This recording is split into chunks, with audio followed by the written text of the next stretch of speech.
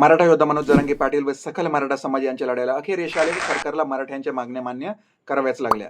यात वारंवार हैदराबाद गॅजेट व सातारा गॅजेट हे शब्द अनेकदा कानावर ऐकायला पडताय, पण हा नेमका विषय काय आहे हे खूप जणांना अजून माहित नाही.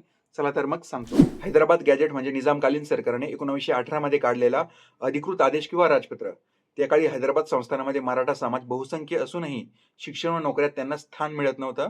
त्यामुळे निजाम सरकारने मराठा समाजाला हिंदू मराठा या नावाने शिक्षण व शासकीय नोकरीत आरक्षण देणारा एक आदेश जारी केला. यालाच हैदराबाद गॅजेट असं म्हटलं जातं. मराठा समाज मागासवर्गीय असल्याची एक अधिकृत नोंद यात झाल्याने आजही मराठा आरक्षणाच्या मागणीसाठी हा गॅजेट अत्यंत महत्वाचा ऐतिहासिक पुरावा म्हणून मानला जातो.